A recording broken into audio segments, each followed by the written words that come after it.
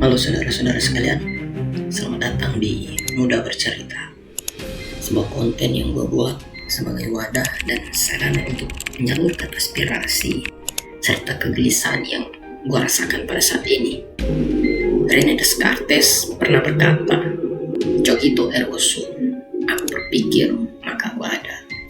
Maka dari itu, hasil dari buah pikiran gue pada saat ini, bagaimana agar sistem pendidikan di Indonesia lebih baik lagi ke depannya. Menteri Pendidikan, Kebudayaan, Riset dan Teknologi Nadiem Anwar Makarim mendapat kritik keras dari mantan Wakil Presiden Yusuf Kala atau JK. Hal itu disampaikan JK dalam forum diskusi dengan tema menggugat kebijakan anggaran pendidikan pada Sabtu 7 September 2024 lalu. Sudah sangat parah. Padahal anggaran pendidikan kita sudah 550 triliun tiap tahun, tetapi hasilnya itu menjadi negara yang kualitas pendidikannya salah satu yang terburuk di dunia. Apalah artinya bonus demografi jika tidak berkualitas? Hasil sensus penduduk pada 2020 menunjukkan lebih dari 70% penduduk Indonesia berusia produktif. Namun data Badan Pusat Statistik pada November 2021 mencatat tingkat pendidikan di Indonesia masih didominasi penduduk berpendidikan rendah. Ada beragam faktor yang menyebabkan anak-anak di Indonesia tak memiliki pendidikan yang baik, antara lain rendahnya kualitas pendidikan di tanah air. Nah, kenapa itu terjadi dari tahun ke tahun? Ya, karena tadi kita memang belum cukup serius untuk memfokuskan intervensi kebijakan-kebijakan pendidikan kita ke arah kualitas. 75% dari 4 KD 3 tamat SD. Itu artinya yang mana salah? Ekonomi salah atau pendidikan salah? Dua-duanya salah. Dan itulah yang akan menjadi pokok bahasan dalam video kali ini, serta menjadi esensi keberadaan gue pada saat ini. Nah, bagaimana agar pendidikan di Indonesia bisa lebih baik lagi ke depannya? Itu harus ada satu focal point di situ. Artinya, jika kita membahas hal ini, kita harus mempunyai perbandingan. Misalnya, di Prancis, paradigma dari pendidikannya adalah solidaritas atau solidarity, di mana mereka menjunjung tinggi kesetaraan manusia.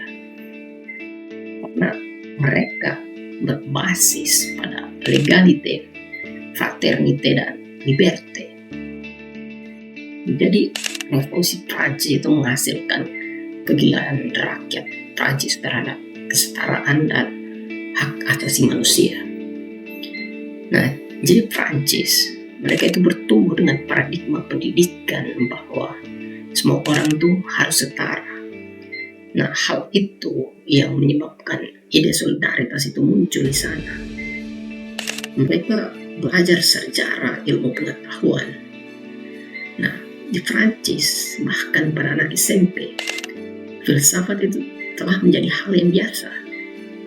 Karena kesetaraan, karena adanya pengalaman revolusi sosial yang terjadi di sana. Sebaliknya, pada Amerika, mereka tidak mempunyai pengalaman revolusi sosial. Mereka tidak pernah menurunkan raja atau bahkan menggantung dan memotong leher pemimpin tertinggi untuk sekedar membuktikan bahwa kepala raja itu tidak sakral, tidak datang dari raja, tapi datang dari rakyat. Nah, dari sanalah orang belajar dari kesetaraan manusia. Di Amerika mempunyai filosofi kebebasan manusia, bukan kesetaraan atau liberty, yang dimana semua orang yang datang di Amerika bebas mau belajar apa saja dan mau menjadi apa saja. Karena satu filosofi bahwa semua orang yang datang bebas untuk berkompetisi. Karena Amerika tidak mempunyai local wisdom yang di bawah, tapi semua orang itu ada di situ.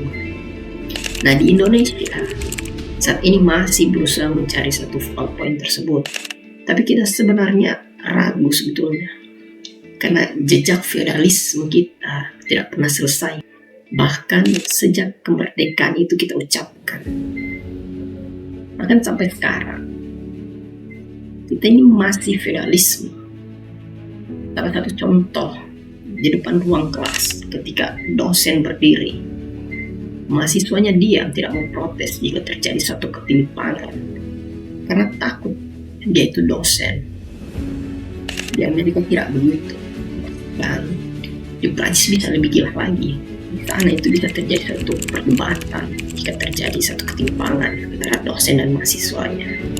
Nah, jadi itu feudalisme kita makin rekam sistem pendidikan pada saat ini, dan itulah yang menjadi hambatan utama bagi sistem pendidikan kita untuk maju.